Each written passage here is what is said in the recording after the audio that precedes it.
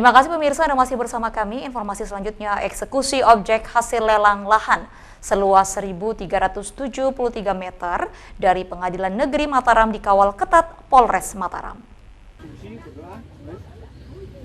Menjaga kondusivitas keamanan eksekusi pengosongan lahan hasil lelang dari Pengadilan Negeri Mataram, Polresta Mataram turunkan 129 personil. Luas tanah 1.373 meter yang digunakan sebagai lahan kandang sapi bertempat di lingkungan Montong Are, Kelurahan Mandalika, Kecamatan Sandubaya, Kota Mataram.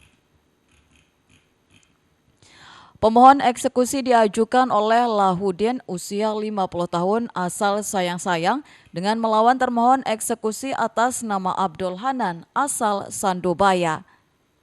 Pelaksanaan eksekusi secara paksa dilakukan karena hingga tenggang waktu yang ditentukan termohon eksekusi tidak juga dilaksanakan. Kabak Ops Polresta Mataram menjelaskan pelaksanaan pengamanan eksekusi hasil keputusan lelang dari Pengadilan Negeri Mataram dan menurunkan 129 personil menjaga keamanan eksekusi. Pelaksanaan pengamanan eksekusi ya hasil keputusan lelang dari Pengadilan Negeri ya, dengan jumlah personil yang kami libatkan 128 personil ya, alhamdulillah semuanya berjalan dengan aman dan lancar. Jadi objek sudah diserahkan kepada pemilik yang sah, pemohon Lahudin. Sementara itu, Panitia Muda Perdata Pengadilan Negeri Mataram, Dewa Ketut Widana, menjelaskan pelaksanaan eksekusi permohonan pengosongan hasil lelang di luar putusan yang bisa dieksekusi pengadilan adalah permohonan seperti ini. Ini pelaksanaan eksekusi permohonan pengosongan hasil lelang ya, di luar putusan yang bisa dieksekusi pengadilan adalah permohonan seperti ini, hasil lelang, kita juga hak tanggungan itu tanpa putusan. Karena kenapa? Karena di perkataan ini ada demi keadilan bersyarat manusia. Nah, itu dasarnya dan undang-undang memang memperbolehkan. Objek lahan diserahkan kepada pemilik yang sah, pemohon atas nama Lahudin.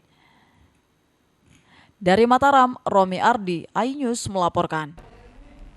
Pemirsa, berita selanjutnya, Satpam RSUP Nusa Tenggara Barat geruduk kantor Disnaker NTB untuk melapor menyusul belum dibayarkannya tunjangan hari raya. Sejumlah perusahaan hingga saat ini masih menunggak kewajiban pembayaran THR karyawan dari batas waktu pembayaran yang telah ditetapkan pemerintah. Salah satunya perusahaan jasa pengamanan yang menempatkan pekerjanya sebagai satpam di RSUP NTB. Hingga memasuki H-5 Idul Fitri, ada sebanyak 96 pekerja yang mengaku belum diberikan haknya berupa tunjangan hari raya. Karena THR belum dibayar, para pekerja ini melapor ke Disnaker NTB. Adapun hasil komunikasi dengan perusahaan, para pekerja mengaku dijanjikan akan dibayarkan pada tanggal 16 April lalu. Namun hingga kini belum ada kejelasan terkait pembayaran THR yang dijanjikan kepada para pekerja. Ini yang belum menerima itu sekitar 90 lebih orang yang saat ini masih bekerja di RSUP itu 96 orang. Tapi yang akan mendapatkan THR itu kan mungkin yang udah lama, yang udah 1 tahun lebih bekerja. Dan yang 1 tahun lebih bekerja itu sekitar 60-an orang. 60-an orang. Terus ini udah ada komunikasi sama perusahaan atau gimana? Janji-janji saja kalau masalah THR, cuma janji-janjinya saja. Dia bilang tanggal 16 akan cair, terus setelah lewat tanggal 16 kan hari Minggu, terus dia bilang hari Senin akan cair, terus lewat lagi hari Senin dan sekarang hari Selasa, makanya kita menghadap ke Disnaker. Dari 96 pekerja tersebut, sebanyak 60 orang telah bekerja lebih dari 1 tahun dan 36 orang lainnya telah bekerja selama 3 bulan. Untuk diketahui, sebelumnya Dinas Ketenagakerjaan dan Transmigrasi NTB telah melakukan sosialisasi terkait pembayaran THR bagi karyawan baik swasta maupun ASN. Dalam sosialisasi itu juga disampaikan jumlah formulasi yang diberikan kepada pegawai yang belum genap 1 tahun bekerja, sehingga perusahaan wajib memberikan tunjangan hari raya bagi seluruh karyawannya. Dari Mataram, Rizka Anjani, iNews melaporkan.